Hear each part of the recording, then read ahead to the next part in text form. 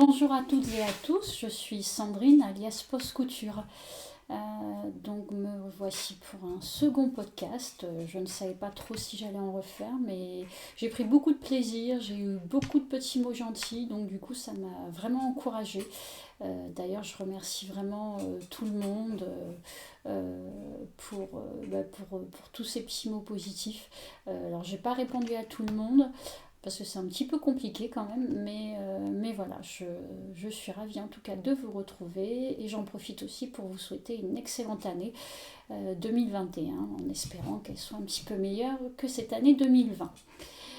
Donc je vais vous présenter mes coutures du mois de décembre et puis quelques anciennes coutures histoire d'élargir un petit peu ce que j'ai à vous présenter. Donc déjà ce que je porte, alors je vous avoue, alors c'est une robe sweat. Je vais essayer de vous la montrer un petit peu mieux. Voilà, que j'ai réalisé, je vous la mettrai dans le petit défilé. Donc, qui est quand même très grand, que j'ai réalisé l'hiver passé. Je ne sais plus, je n'ai pas retrouvé le patron. Il me semble que c'était sur il me semble que c'était sur une revue Burda. Peut-être Burda Easy. Bon, je crois que j'ai un petit peu modifié des petites choses. J'ai mis un petit ruban en velours de propreté là sur toutes les coutures à l'intérieur. Je me rapproche, voilà. Voilà, pour que ce soit très joli. Et c'est vrai que voilà, la petite robe à la maison, confortable, ample, voilà, avec du bord-côte en haut et également en bas. Enfin, sur les poignées de manchets en bas, la capuche, et puis également deux poches. Je vous remontrerai ça tout à l'heure. J'ai posé des œillets, tout simplement, avec un petit ruban, un petit nœud pour fermer le haut, et puis en dessous, je mets un petit débardeur, quelque chose. Voilà pour ce que je porte. Alors, sur mes réalisations, donc ça va être mélangé entre ce que j'ai fait l'an passé peut-être et cette année, enfin, ce mois de décembre. Alors, je vais commencer par les coutures hommes. Oui, je vais encore vous présenter des coutures hommes. J'essaie d'en faire régulièrement, pas toujours évident, mais bon. Donc, on va commencer par la veste, une petite veste sportwear que j'ai pris également. Le mois dernier, je vous avais présenté une couture homme, le petit polo à la patte de boutonnage. Donc, ça vient de ce livre, en fait, couture homme. Et pour l'instant, les deux réalisations sont plutôt très bien. Je vous remontre le modèle. Si je retrouve, voilà, c'était celui-là. Alors, le t-shirt en colure tunisienne. Donc en fait, voilà, ça c'est, on vous l'avait présenté le mois dernier. Et donc voilà un petit peu pour le schéma technique. Donc ça avait été une couture quand même relativement simple. Il y a quand même la petite patte de boutonnage qui est déjà un petit point technique intéressant. Et donc dans ce livre, j'avais également pris cette petite veste que mon mari m'avait demandé. Donc la veste sportwear. Voilà, je vous montre le schéma technique. On a un petit col un peu montant. On a des poches passe-poilées. Voilà. Donc mon mari voulait cette veste. Donc je l'ai réalisée en taille 42. Par contre sur le dessin on voit que c'est un polaire en fait, un polaire noir. Tout à fait standard. Moi je l'ai réalisé, ça nous donne plus un peu comme un petit gilet. Je vous montre en soft shell. Donc vous aurez droit à l'essayage tout à l'heure. Merci d'ailleurs pour tous vos petits mots gentils. Ça a encouragé monsieur. Voilà. Donc, vous la reverrez tout à l'heure un petit peu mieux. Donc du soft shell. Je vais fermer la fermeture. Comme ça, vous verrez peut-être mieux.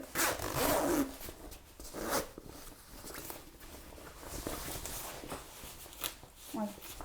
Donc c'est vrai qu'elle est plutôt sympa. Je ne sais pas si vous voyez. Voilà. Hop. Bon, le dos, rien de particulier. Voilà. Donc, avec voilà, On colle un peu longtemps comme ça.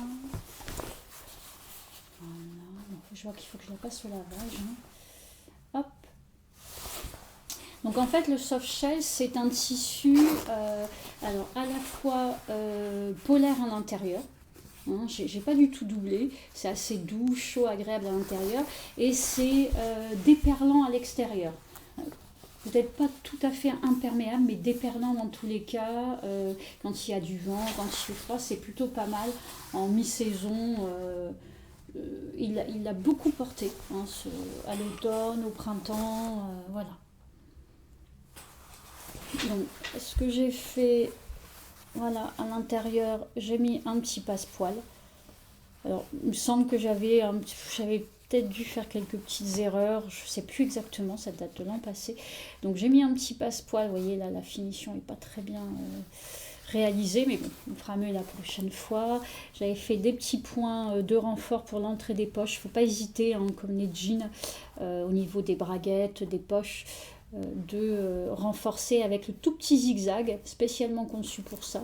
Donc là on a une poche passe-poilée, voilà, pareil en bas, j'avais fait pareil de l'autre côté, on a une fermeture éclair et à l'intérieur du coup en fait ce sont les poches, c'est voilà, on a tout ce volume là, c'est une poche, on coud en fait une pièce à l'intérieur comme ça et là vous avez tout le volume de la poche devant. Je vais vous montrer.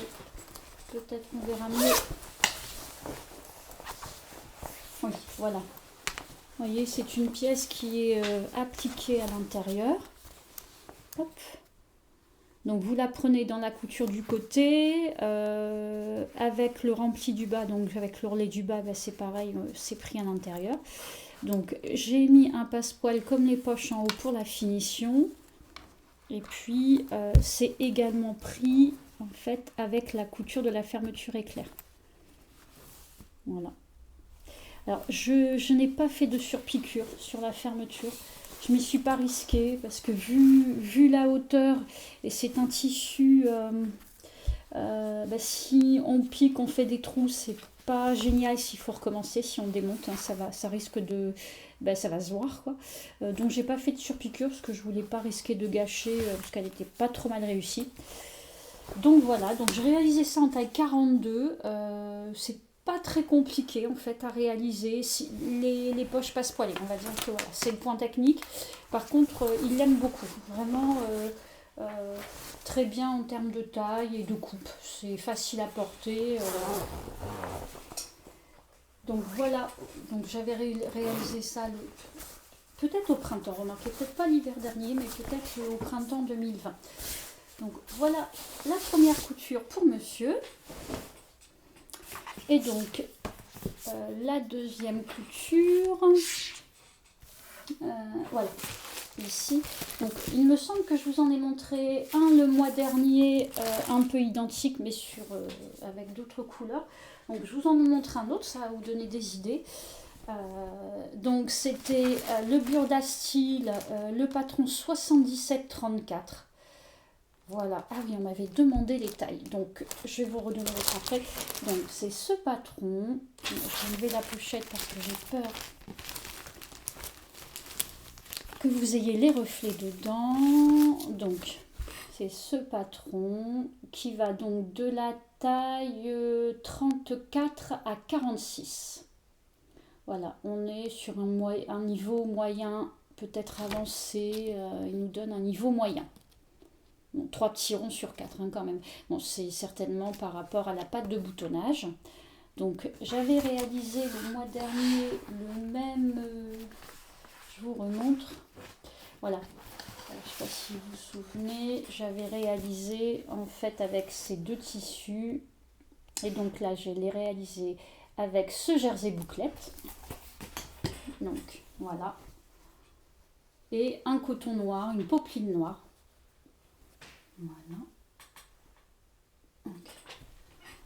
Je l'ai mieux réussi ma pâte de boutonnage que la précédente, donc je suis assez contente. J'ai fait le col un petit peu plus petit, donc le col est rabattu en fait.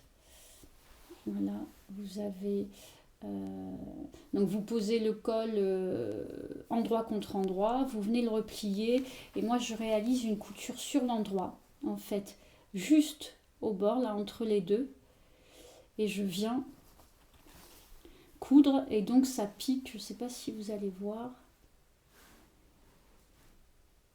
Voilà, vous avez une couture du coup de l'autre côté qui maintient le col. Voilà, donc c'est un jersey bouclette, hein, vous voyez, voilà, ça c'est ce qu'on appelle le jersey bouclette. C'est un 95% coton peut-être et un petit peu d'élastane. C'est confortable en fait, c'est surtout que c'est pas trop chaud. Quand on va avoir du sweat ou du sweat jersey gratté, on va dire du sweat, ça va être quand même très chaud. Et les hommes ont souvent chaud quand même, hein, donc moi, il apprécie beaucoup ce type de tissu en fait. Voilà, puis je trouvais le motif sympa. Enfin, il m'en restait un morceau, donc je l'ai pris. Et voilà.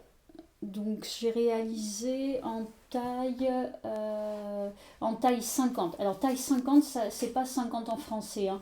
Taille 50, ça doit donner du peut-être 40 ou 42 en taille française. Bon, c'est pareil, c'est parfait, c'est au niveau de la taille, vous verrez tout à l'heure. Donc c'est très bien.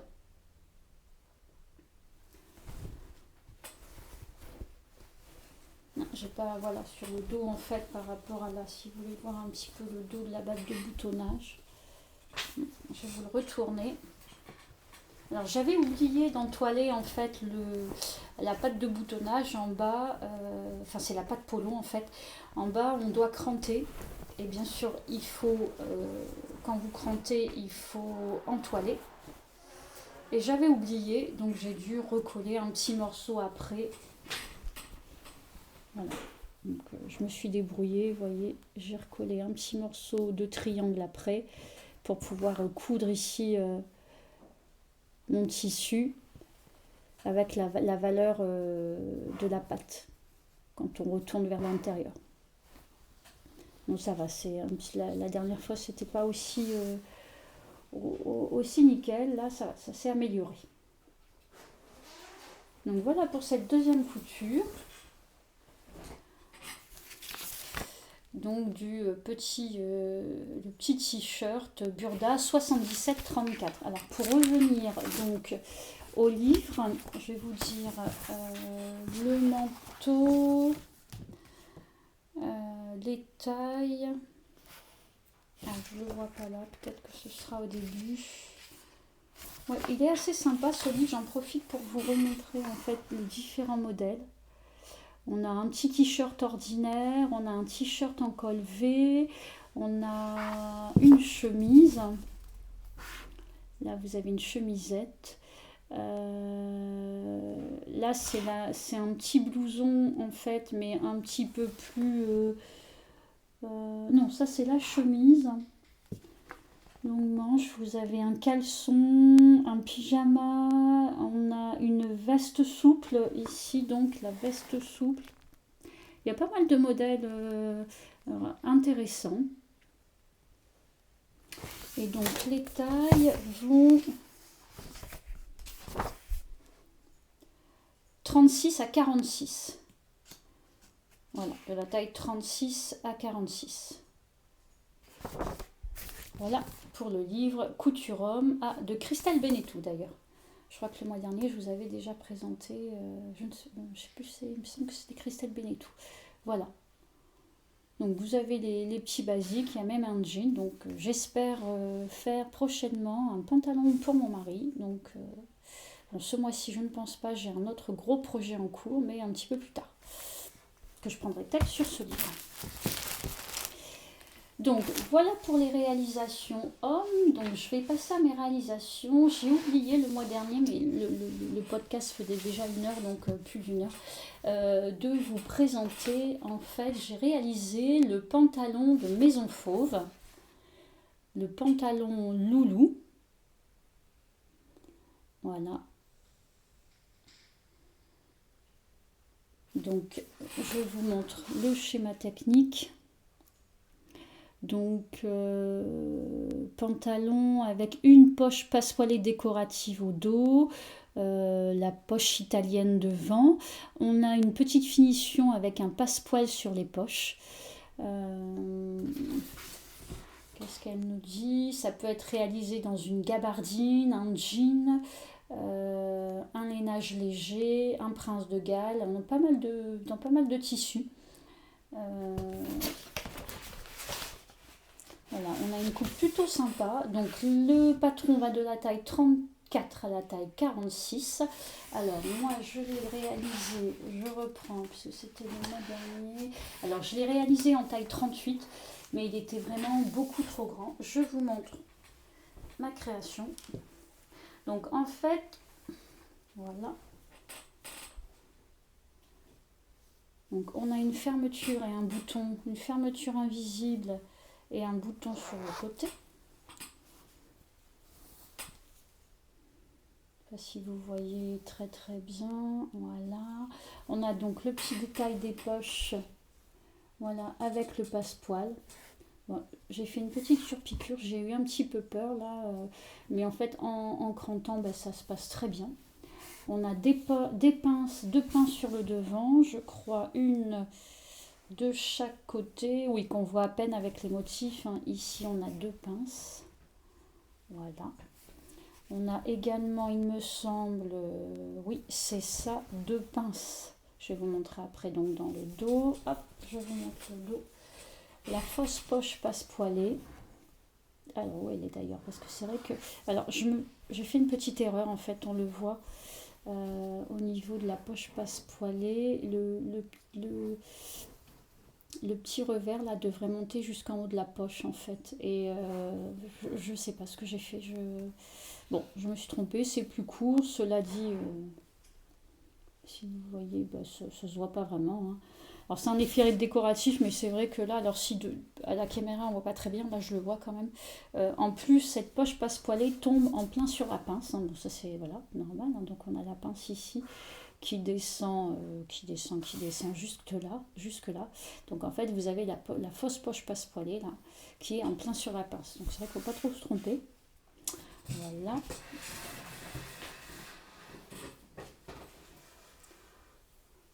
Donc je l'avais fait en taille 38. J'ai beaucoup de mal à trouver mes tailles à chaque fois. D'après mes mesures, j'avais pris taille 38 et en fait c'était vraiment beaucoup trop grand. Donc je l'ai retouché et j'ai dû enlever 6 ou 7 cm je crois. Oui, 6 ou 7 cm à la taille, moins 7 cm. Voilà, et j'aurais pu en enlever encore un de plus.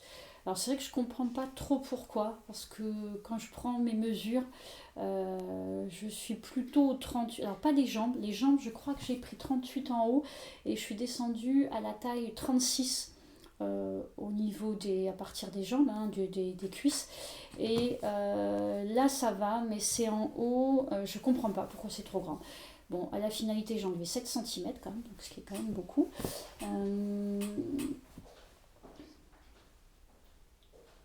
Ah oui, pour la poche passepoilée, en fait, le problème c'est que j'ai cousu à 1 cm au lieu de 0,5 mon passepoil. Donc automatiquement, j'ai perdu de la hauteur de passepoil. On a donc la poche à l'italienne avec cette petite découpe un petit peu particulière. Alors pour les explications, moi j'ai trouvé des explications vraiment top. Un pantalon, c'est jamais facile à faire. Et vraiment,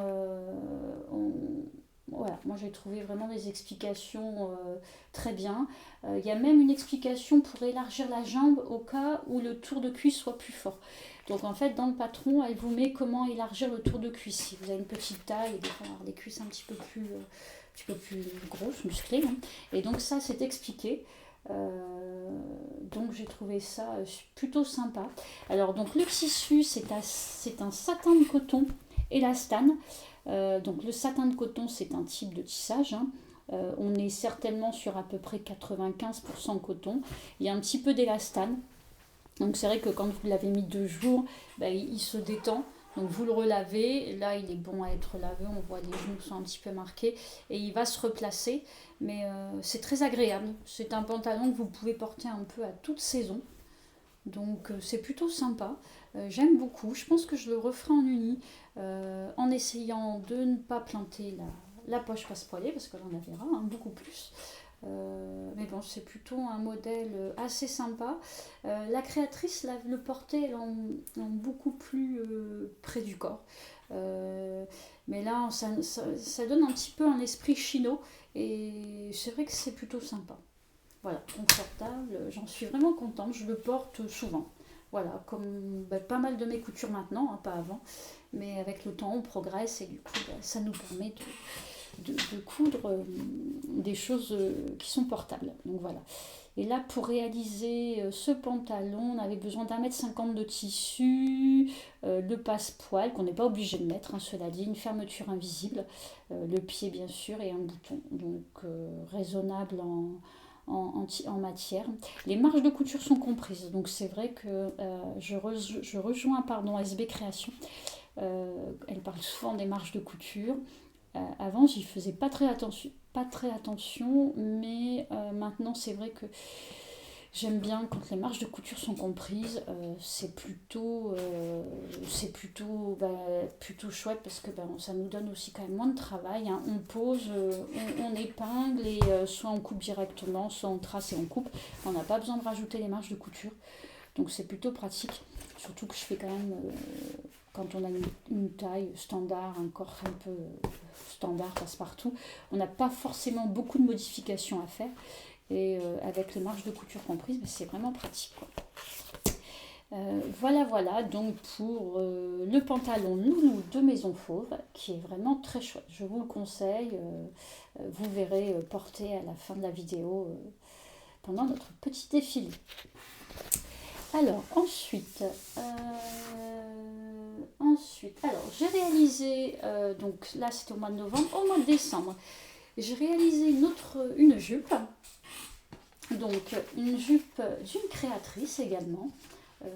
C'est vrai qu'au niveau des explications, je coupe Burda et McCoy, c'est des patrons que je vends dans ma boutique. Donc je coupe pas mal de patrons Burda et McCoy et Burda, les explications, il faut quand même avoir un certain niveau de couture pour comprendre. Parfois je me demande même comment j'ai fait quand on est débutant, c'est quand même pas très simple. Mais je trouve que quand on prend des patrons de créateurs, donc notamment Maison Fauve, là je vais vous présenter, j'en ai fait déjà un, le pantalon de Paul le mois dernier. Là j'ai refait une jupe de Coralie Bijasson, c'est moi le patron. Également d'Irendou que je vends, ou alors Atelier Scamit, on a vraiment des explications beaucoup plus faciles. Enfin, c'est vraiment beaucoup mieux pour les débutants de prendre des patrons créateurs. Déjà, c'est bien de les faire bosser parce qu'on est sur des créateurs français ou même autres, mais sur des petites entreprises. Donc, entre les explications détaillées, les phrases claires, les photos, les tutos sur internet, tout ce qu'on peut trouver, vraiment, je trouve que les patrons créateurs sont vraiment très bien. Et donc là, j'ai réalisé cette jupe Sylvie. Voilà. Jupe Sylvie de C'est moi le patron de Coralie Bijasson. Donc elle a un niveau moyen 2, c'est une jupe courte à plis et à poche. Donc on a aussi un petit peu les poches à l'italienne, on a les plis, on a une couture milieu, une couture dos, un petit bouton sur le dos et une fermeture invisible. Donc il ne faut pas énormément de tissu, il faut 1,10 m de tissu en 130 de large, et je vous avoue dans un tissu plus large, je ne l'ai pas marqué, je pense qu'il en faut moins. Je vous montre ma réalisation. Voilà. Donc je pense que même avec un tissu d'1,40 m, une hauteur de jupe, en fait, cette hauteur plus l'ourlet et 2 fois l'auteur de la ceinture, vous en avez assez. 1,10 m, ça représente 2 hauteurs de jupe. mais je pense qu'avec une hauteur de jupe, il y en a suffisamment. Donc voilà pour cette jupe. Donc je l'ai réalisée en taille 36. Voilà. Donc je me suis amusée à faire des surpiqûres sur le devant avec un... Donc je vais vous montrer, je ne sais pas si vous allez bien voir. Voilà, avec un fil coordonné. Donc le fil coordonné, c'est un fil qui va être plus épais, donc souvent pour le jean. Par contre, si vous utilisez du fil coordonné au niveau de la bobine supérieure, mettez un fil classique en bas, costaud, un polyester pas résistant, un polyester ordinaire mais de bonne qualité, mais un fil normal en bas, de taille normale, parce que ça risque de ne pas passer dans la machine. Et aussi, quand on met un gros fil au niveau du fil supérieur, il faut augmenter en général la tension du fil supérieur. Vous êtes plutôt à 8 qu'à 4 par exemple. Voilà, parce qu'on va avoir un fil plus costaud et donc il faut venir le tirer davantage, sinon il va avoir tendance à passer en dessous et à vous faire des boucles en dessous. Donc vous aurez une couture qui ne tiendra pas. Voilà, donc en gros, moi pour retenir, ce que je me dis, gros fil en haut, grosse tension. Voilà, je le retiens comme ça, gros fil en haut, grosse tension. Donc voilà, alors j'ai donc au niveau de la poche, j'ai mis donc un petit tissu à motif pour que ce soit un petit peu plus sympa. C'est une ceinture qui est réalisée en 2 morceaux, donc vous avez une couture en haut, hein, là. Et j'ai fait un rappel. Et alors en général, je viens, comme tout à l'heure, je vous ai montré sur le col du t-shirt de mon mari, je viens plier à l'intérieur ma marge de couture et je viens coudre. Mais étant donné que c'est très épais, quand on arrive sur les bords, en fait, j'aurais eu quelque chose ici de beaucoup trop épais. Pour venir, on aurait 1, 2, 3, 4 couches de jean. Donc, pour changer un petit peu, j'ai fait avec mon coton, j'ai fait un passepoil. Voilà, et j'en ai mis tout autour. Voilà, vous voyez, j'ai même... Ah, il me reste le bouton. Ah oui, j'attendais une pièce pour pouvoir, oui, j'avais oublié. Voilà, bon, vous voyez, j'ai même du surjet qui est rouge, bon, je trouve ça sympa. Voilà, pour finir le haut de la ceinture. C'est vraiment joli, je fais rarement, mais bon, j'ai fait aussi d'ailleurs là, mais je fais pas ça très souvent, mais je trouve ça sympa. Quand je regarde des podcasts, il y a pas mal de monde qui fait ça, et c'est vrai que c'est chouette. Donc la fermeture invisible, hein, qui est sur le dos. On a donc 2 plis à l'arrière, des plis plats. Attention au sens des plis. Et on en a 2 petits sur l'avant. Voilà, il y avait un petit peu ça à faire attention au sens des plis. Donc c'est une jupe. Alors il me manque la boutonnière, mais j'ai reçu, en fait étant donné que c'est très épais, je voulais pas risquer de faire la boutonnière sans avoir, quand vous avez de l'épaisseur sur les bords, on a souvent, ça n'avance plus à un moment, ça coince à cause de ces épaisseurs. Et en général, chaque fabricant de machine a un pied avec une plaque métallique qu'on peut rajouter en dessous qui vous permet justement que ça avance bien. Donc là, je ne l'avais pas, je l'ai commandé, je l'ai reçu, donc je vais pouvoir faire ma boutonnière et coudre mon bouton. Alors, je me suis dit, c'est quand même bête, j'ai pas mis de petits passants. Et en fait, après réflexion, je me suis dit que comme sur le dos, il y allait avoir... Bon, j'allais mettre un bouton. Avec une ceinture, ça allait peut-être faire mal et gêner. Donc du coup, je n'ai pas rajouté ces petits passants. Alors, c'est plutôt une petite jupe taille haute, on va dire, qui arrive à la taille. Alors moi, je ne suis pas fan. J'aime bien les jupes qui me tombent sur les hanches. J'ai toujours ce petit complexe avec mon ventre. Enfin, c'est comme ça, voilà. On a tous nos petits trucs. Et bon, du coup, elle me va, mais bon, je ne suis pas complètement fan. Ma fille l'aime beaucoup.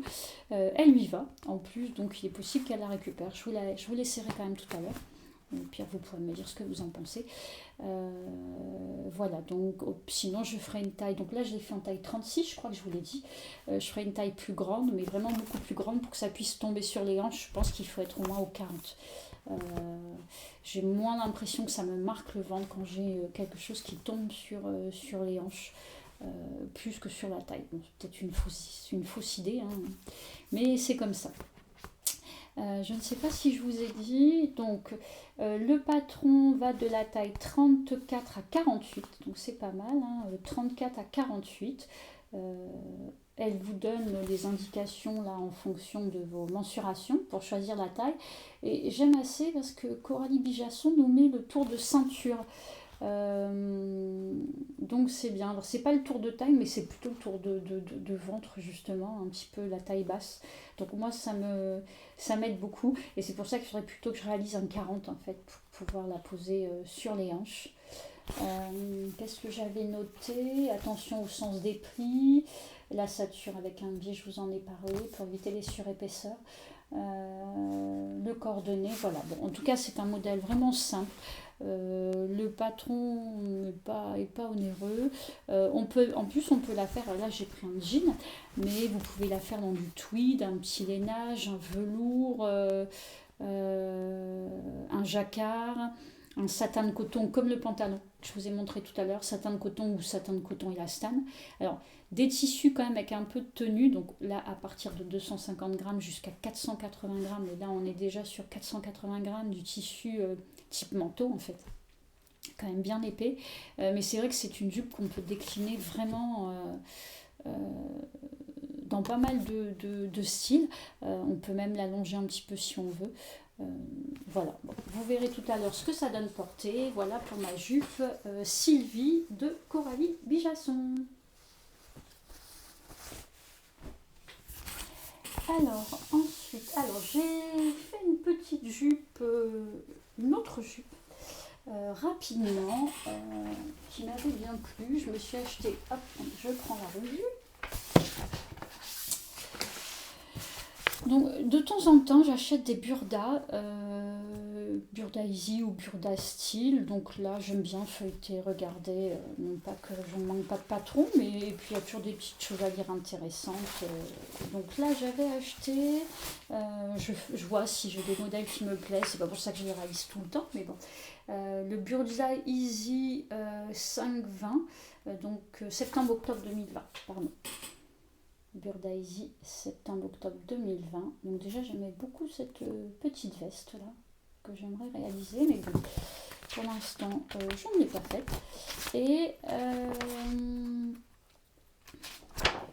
donc, j'avais vu... oui, ils ont vraiment quelques modèles sympas dans ce Burda Easy. Et j'avais vu notamment une jupe qui décline en 3 longueurs. Donc c'est celle-ci.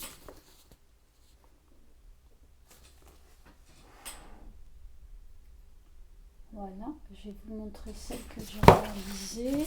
Donc c'est une jupe avec des plis croisés sur une jupe portefeuille, voilà tout simplement, en 3 longueurs, mini, midi et méga.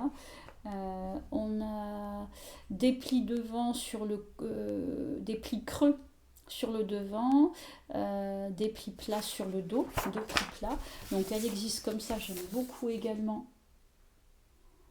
Elle est très sympa, très simple à faire. On a une toute petite ceinture et celle-ci. Et en fait, j'ai voulu réaliser celle-ci. Alors, j'adore la mini, mais au magasin, c'est pas toujours pratique quand on se baisse pour couper les tissus, récupérer les tissus, etc. Bon, cela dit, avec un gros collant, c'est pas trop gênant, mais bon, je sais pas, j'avais envie de ce côté un petit peu plus classique. Les goûts changent, hein, en vieillissant. Donc, j'ai voulu réaliser cette jupe portefeuille qui va du 34 au 44. Donc, je reprends mes petites notes. Voilà, la 5C. Je l'ai réalisée en taille 36. Voilà, je vais vous montrer ma réalisation. Hop. Mais je vais vous expliquer parce que j'ai changé en fait des choses. Non, il me reste...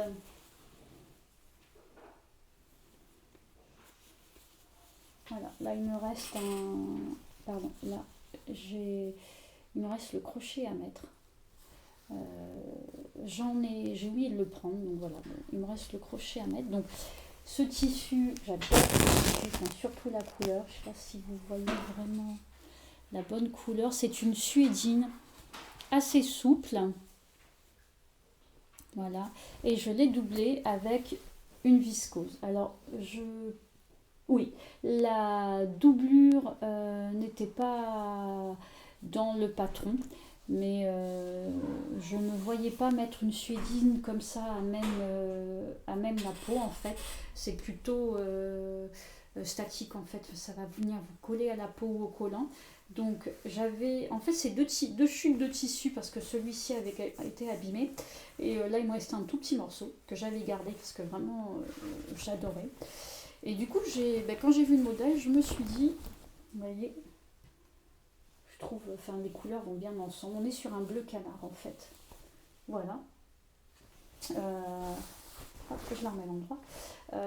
Donc voilà, donc du coup j'en ai profité pour doubler cette jupe. En fait j'ai réalisé exactement la même chose qu'à l'extérieur. Vous avez la fermeture parce qu'elle n'y était pas, je vous expliquerai pourquoi après, qui est pris en sandwich. Et puis sinon vous faites exactement la même chose, les mêmes pinces sur la doublure sur l'extérieur.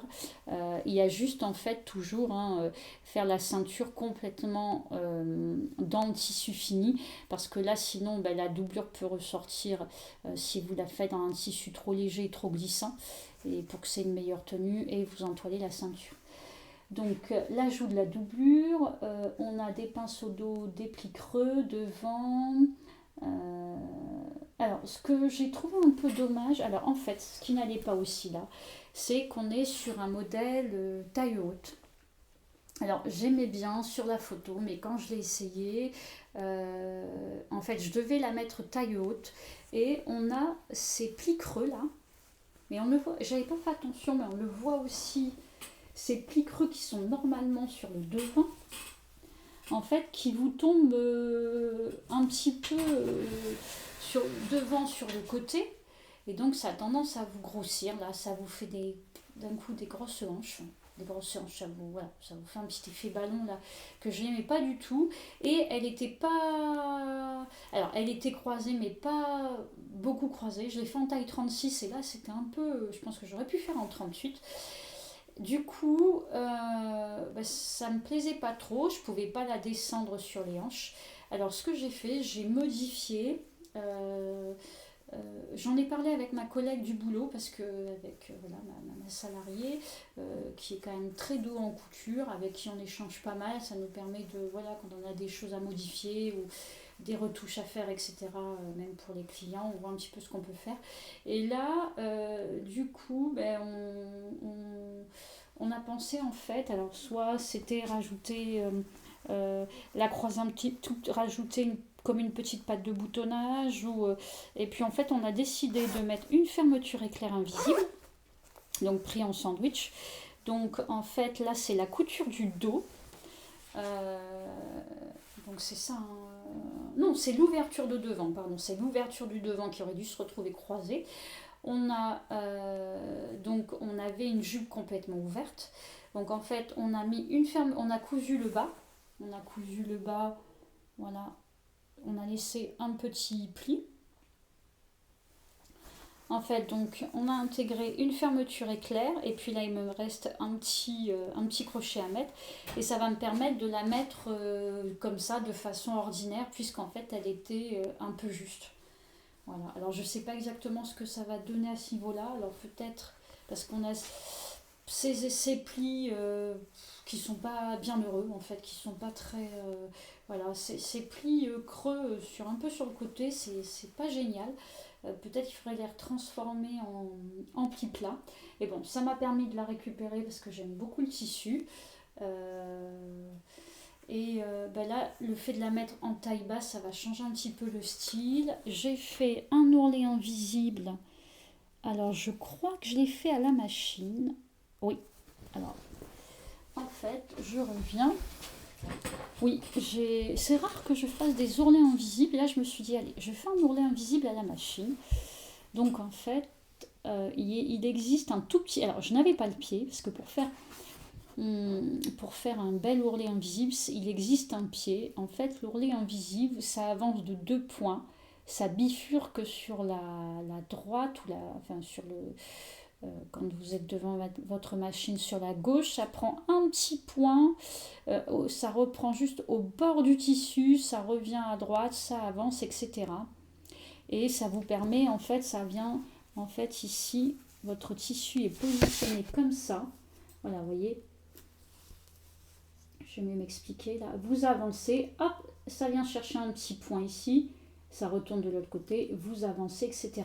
Donc c'est vrai qu'il existe un pied pour vraiment bien se mettre au bon niveau, pour réaliser ça efficacement. Là, je ne l'avais pas. Donc du coup, je l'ai fait au visuel. Ça va, c'est pas... Alors, quand vous avez vraiment le pied et le bon fil, je ne l'ai pas repassé, hein, mais vous voyez, ça fait vraiment des tout petits points, en fait, qui se voient de l'autre côté. Et c'est plutôt pas mal, c'est plutôt pratique. Voilà. Donc là, c'est un ourlet invisible. Sur la doublure, c'est un ourlet tout à fait ordinaire. Voilà. Et donc c'est vrai que c'est pratique ce pied pour ourlet invisible. Souvent il est fourni sur les machines de qualité correcte, il est souvent fourni. C'est vrai qu'il faut apprendre à s'en servir, mais quand on fait des vêtements de ville, quand vous faites des pantalons un petit peu, comme je disais tout à l'heure, des petits pantalons de ville, quoi, vous utilisez ce pied et c'est bien pratique, ou même sur des tissus très légers, sur un tissu léger comme la viscose, vous pouvez faire un ourlet, un rouloté à la surjeteuse, mais vous pouvez faire aussi l'ourlet invisible ou l'ourlet mouchoir. Mais bon, là c'est un peu plus de travail quand même. Je suis pas fan de l'ourlet mouchoir. Donc voilà pour cette jupe. Donc en suédine à l'extérieur, viscose à l'intérieur, qui va être très bien pour l'hiver avec des collants, et en mi-saison quand il fait pas trop chaud aussi, même sans collants.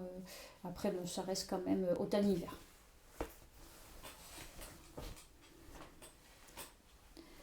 Alors ensuite, je voulais juste vous montrer alors un petit haut que j'ai dû réaliser peut-être au mois d'octobre, quelque chose comme ça. Moi j'aime bien, comme je vous disais la dernière fois, avoir des petits t-shirts ou des manches longues basiques pour mettre en fait sous mes pulls. Et j'ai utilisé pour ça le patron 69,90 de chez Burda. Voilà, des patrons Burda individuels. Donc c'est des petits sweats, enfin non, du t-shirt manche longue et manches raglan. Voilà, j'aime bien les manches raglan. Donc très basique, hein, qu'on va mettre ou en forme de soupule. Hein. Donc ça va de la taille 34 à la taille 46. C'est un modèle très facile. Donc si vous avez une surjeteuse, c'est encore mieux. Vraiment la surjeteuse. Donc voilà, j'en ai réalisé un. Par contre, je ne sais plus si j'avais... Non, j'avais pas la surjeteuse encore à la maison. La recouvreuse, pardon. La recouvreuse pour les ourlets. Donc là, les ourlets ont été faits à la double aiguille. Donc voilà, mais c'est vrai que... Hop, je vous montre. Alors, je le trouve pas assez long. Je pense que je l'ai raccourci. Et en fait, je me rends compte que j'aime bien quand ça rentre bien dans le pantalon et quand ça ne ressort pas. Pour pas avoir froid au dos, je suis plutôt frileuse. Voilà, donc c'est vraiment un petit basique qui prend vraiment pas longtemps à la surjeteuse. Les manches raglan, vous avez un dos en devant, une manche. Hein, voilà. Donc je ne sais plus, j'avais dû le réaliser en taille 30, je pense. Voilà, c'est pour vous montrer ce petit modèle simple quand on a besoin de petits soupules très standards. Voilà, c'est plutôt pas mal.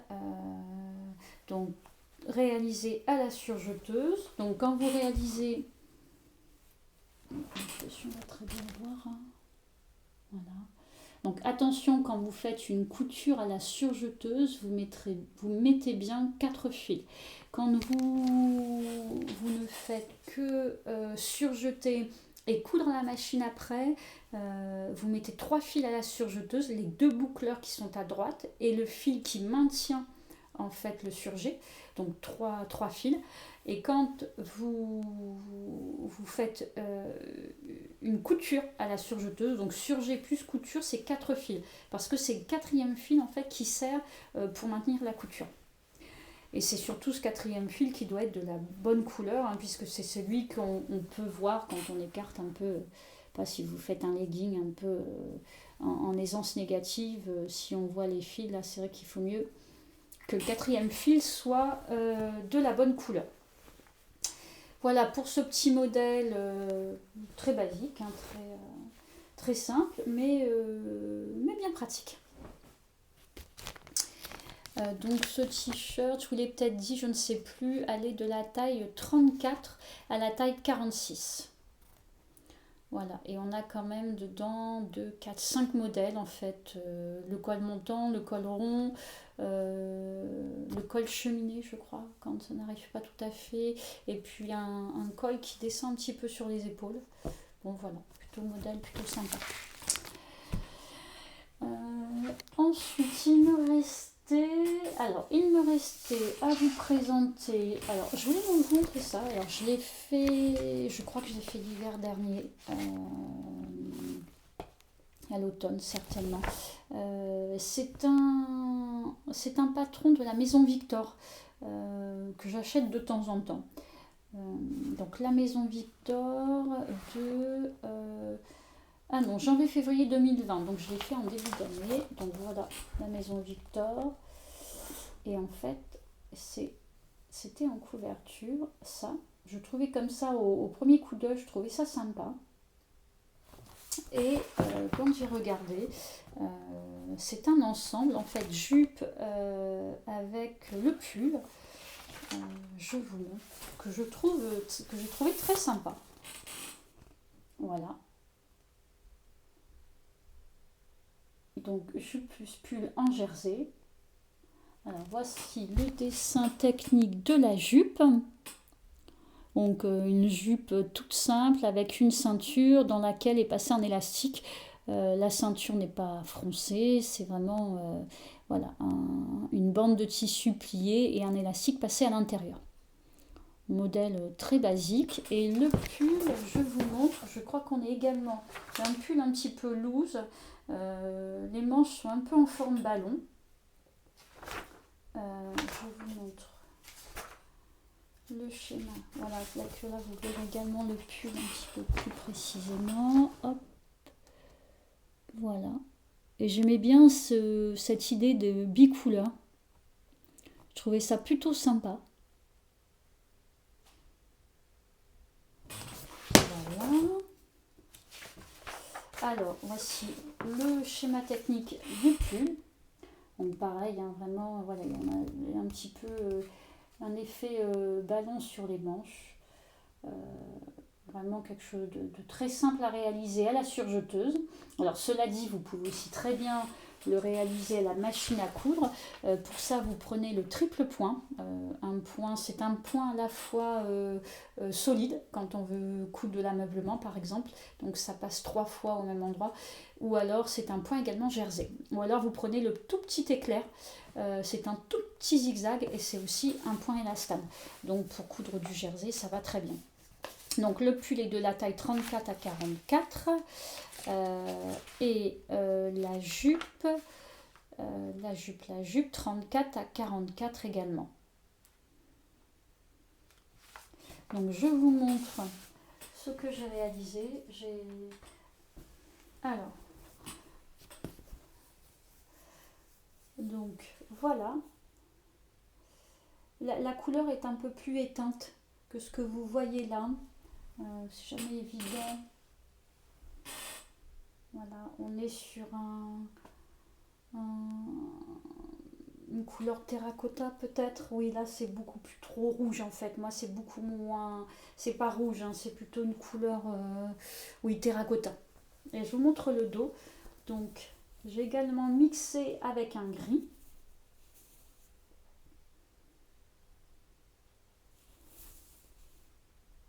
Voilà. et je vous montre la jupe. Je vais reculer un petit peu. Alors j'ai fait la jupe un petit peu plus longue que ce qui était fait et je l'ai fait également en bicouleur. Donc vous avez le devant ou le dos, je ne sais plus, mais je pense qu'on peut peut-être même la mettre dans les deux sens. Et voilà. Donc j'ai inversé, vous voyez la... Donc c'est un modèle sympa, rapide à faire. Petite suite dessus. Voilà, donc voilà, vous voyez, c'est surjeté, la bande est surjetée ici, et donc, ah mais je vois que les points ont sauté, donc enfin, vous voyez, l'élastique est passé là, et là c'est décousu. Bon, il faut que je recousse ça. Donc voilà, alors j'aime beaucoup le modèle, c'est sympa, par contre je suis pas fan des couleurs, en fait c'est pas du tout mes couleurs.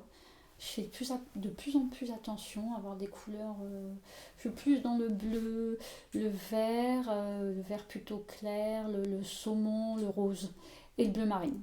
Voilà, et ces couleurs en fait, et ça va plutôt bien à ma fille, donc en fait elle l'a récupéré. Alors je vous l'ai serré quand même pour vous rendre compte, mais du coup elle l'a récupéré. Alors, il faut pas mal de tissu pour la jupe parce que quand vous voyez, hop, je vais mettre ça à côté. En fait, il vous faut 2 hauteurs de jupe puisque, vous voyez, vous êtes obligé de mettre, étant donné qu'elle est très large, donc là on est dans la pliure du tissu, vous mettez le haut et le bas après. Donc c'est vrai que pour la jupe, il faut pas mal de tissu. Moi je l'ai allongé en plus. 2,05 m apparemment. Normalement, la jupe, voilà, 2 mètres environ de tissu pour la jupe. Et pour le pull, il nous faut entre 1,40 m à 1,65 m. Voilà, quand le tissu est plié en deux, hein, si on peut passer dans la largeur, donc là ce qui est quand même le cas.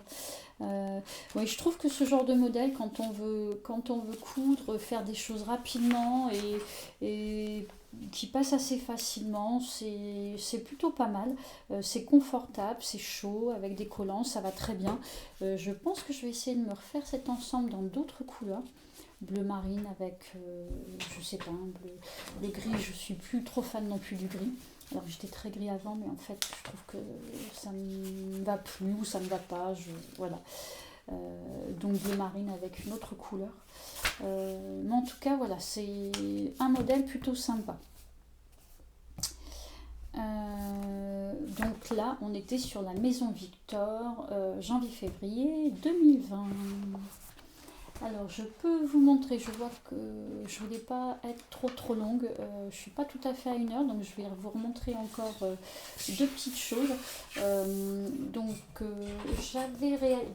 Je devais réaliser pour Noël un pull pour ma fille, et en fait, et un autre pour mon beau-fils.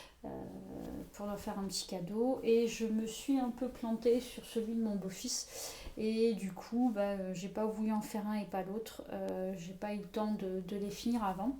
Alors je viens de finir celui de ma fille, mais je vous avoue que je ne sais plus quel est le modèle.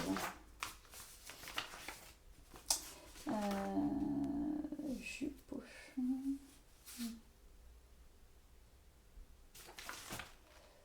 Je ne sais plus, je ne l'ai pas sorti en fait, j'ai oublié.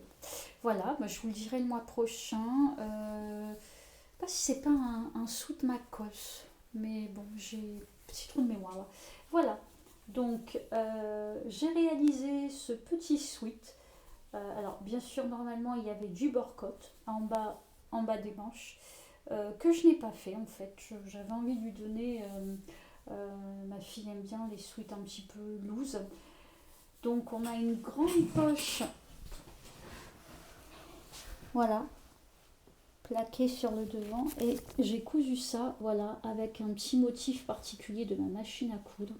Voilà, donc là, hein, hop, je vous laisserai aussi comme ça, vous verrez ce que ça donne. Donc voilà pour la poche. Et je voulais vous en parler parce qu'en fait, j'ai commencé par celui de mon beau-fils qui est rouge, mais sur la base du même tissu. Donc ça c'est voilà, ça c'est ce qu'on appelle le sweat gratté, hein, molletonné, gratté. Voilà, c'est un sweat, le dos est gratté et ça lui donne ce petit côté tout doux, chaud. Voilà, on a qui est un petit peu moucheté, il est plutôt sympa. Et en fait, donc j'avais commencé, donc j'en ai fait un en M, un en L, donc le L pour mon beau-fils, voilà, en rouge. Et en fait, j'ai plaqué la poche beaucoup trop vite, hein. J'ai pas regardé le patron, j'ai pas réfléchi. Donc déjà, j'avais plié en bas, en fait, donc ça c'est la poche. J'avais plié en bas ici et cousu, alors qu'en fait, ça va vraiment en bas, tout en bas, avec... et en fait, c'est pris dans le bord-côte, hein. Sinon, donc là, la poche était beaucoup trop haute. Et ensuite, quand on coud une poche plaquée sur ce genre de sweat, le problème, c'est que, je ne sais pas si j'ai une photo, sinon j'insérerai une photo, mais je ne crois pas l'avoir prise. Alors là, même on le voit, vous voyez, j'ai fait le tout petit zigzag, là, pour maintenir, en fait, pour faire un petit rempli. C'est du noir d'ailleurs, comme ça vous allez le voir d'ailleurs. Voilà, donc c'est ce qui permet d'avoir une couture élastique. Donc j'ai fait cette couture pour l'entrée des poches. Bon, déjà ça me plaisait pas, je trouvais ça vraiment pas très joli. Pour ça que pour ma fille j'ai fait des petits motifs. Et ce que j'aurais dû faire aussi, c'est en fait mettre un entoilage droit fil, un thermocollant. C'est une bande en fait, ça sert vraiment beaucoup. Donc ça existe, c'est un support droit fil qui existe pour les tissus chêne et trame ou alors pour les tissus jersey, je vais vous le montrer, j'en ai là, et qui vous permet quand même de stabiliser votre tissu et d'éviter qu'il gondole en fait, qu'il parte un peu dans tous les sens, qui s'étire quand vous le cousez, donc ça va vous faire voilà, ça va vous faire des trucs vraiment pas jolis, ça va gondoler. Donc j'aurais dû déjà le thermocoller pour venir coudre. Voilà. Et là, très sincèrement, j'aurais pu faire un point droit puisque en fait c'est l'entrée de poche et il faut que ça reste stable, hein, c'est pas gênant.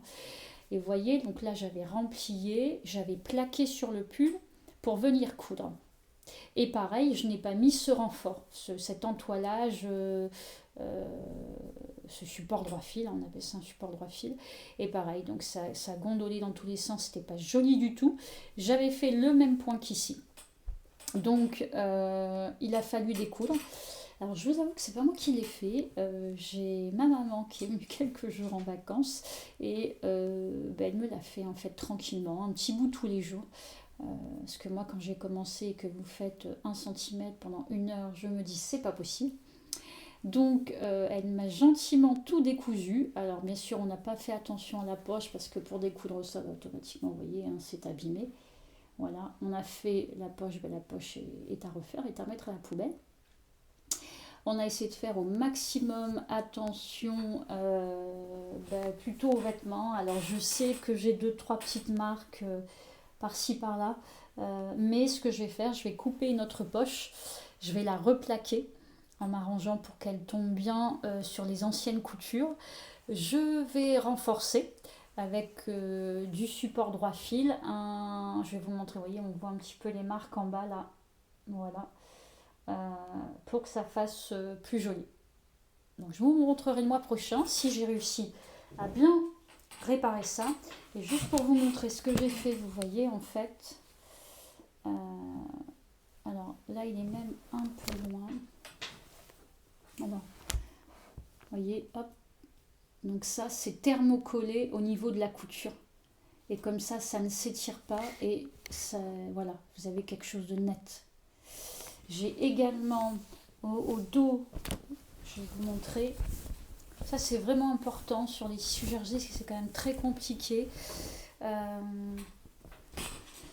Au niveau du dos, j'ai entoilé mes coutures de maintien de poche, vous voyez, voilà. Alors là c'est un entoilage tout à fait classique que j'ai mis au dos, voilà, pour pas que ça s'étire, pour qu'on ait une couture bien plate.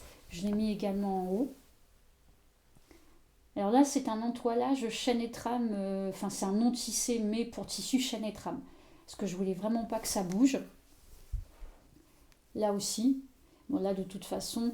Et là, c'est un support droit fil. En fait, c'est des petites bandes, mais celui-ci, c'est le support droit fil pour le tissu jersey. Je vais vous sortir ce que j'ai pour vous expliquer. J'arrive de suite.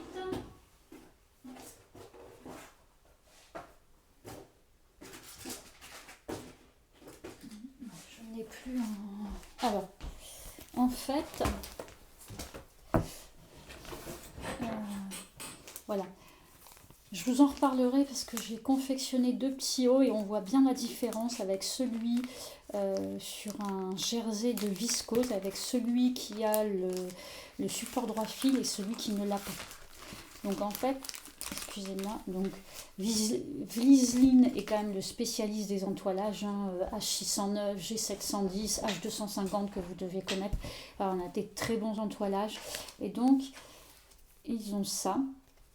Et donc quand vous cousez du jersey sur toutes vos marges de couture, alors un seul côté, hein, vous cousez ici, vous mettez soit sur le dos, soit sur le devant, vous allez pouvoir thermocoller ça sur les marges de couture. J'arrive pas à enlever le début, excusez-moi, j'essaie de vous montrer ce que c'est. Mais alors c'est vrai qu'avant je n'utilisais pas. Puis à force de coudre, de commencer à sérieusement connaître les produits, et on se rend compte que c'est une grande aide. Voilà. Je n'arrive pas à enlever le morceau de scotch. Ça y est, voilà. En fait, voilà, vous voyez, ça s'étire légèrement. C'est granuleux de ce côté, c'est collant. Là, non. Vous allez vraiment le coller. Vous pouvez le coller au niveau des épaules, au niveau du tour de l'emmanchure, d'un côté de vos coutures. Et quand vous allez coudre, ça va bien maintenir et ça va éviter voilà, d'étirer le tissu. Alors ce qui est bien aussi quand on coud du jersey, c'est de baisser la pression du pied presseur pour que ça appuie moins et que ça ne vous pousse pas. Mais je vous l'ai peut-être déjà dit le mois dernier, je risque de me répéter, mais bon, c'est pas grave. Et de mettre en fait ce support droit fil. Voilà. Donc ça, je l'ai mis à mes entrées de poche, là où j'ai replié pour faire mon petit tourlet d'entrée de poche. J'aurais pu mettre ça aussi au dos du sweat, mais j'ai carrément mis un morceau d'entoilage classique pour être sûr que ça ne s'étire pas. Voilà. Et donc ça, c'est pour le jersey. Et ça existe aussi... Voilà, ça existe en fait pour... les tissus, alors là ils appellent ça, alors attendez parce que c'est écrit dans toutes les langues, alors c'est le Stabile Manche T12, ça c'est le nom commercial, et c'est en fait c'est coupé dans le biais, et passement en biais thermocollant. Donc, si vous avez besoin, là je suis en train de confectionner un ouvrage que vous verrez certainement le mois prochain, assez gros.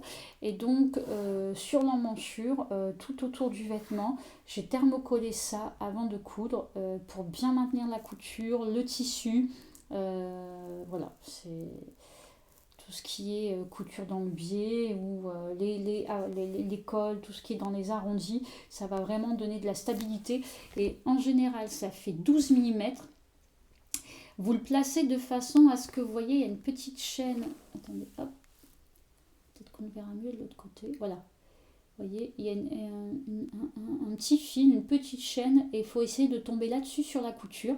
Donc ça, c'est le côté... le côté doux, donc c'est thermocollant de l'autre côté. Donc là, ça va être votre marge de couture, et là, vous allez venir coudre à peu près dessus, et en fait, ça va bien stabiliser l'ensemble. Voilà. Donc c'est tout ça, ce sont des petits, des petits entoilages pour aider à la couture qui sont bien pratiques. Donc je ne sais plus le patron. J'essaierai de vous le donner le mois prochain. J'ai complètement oublié. Je l'avais mis sur mon petit tas à vous présenter si j'avais le temps. Et en fait, j'ai pas du tout pensé à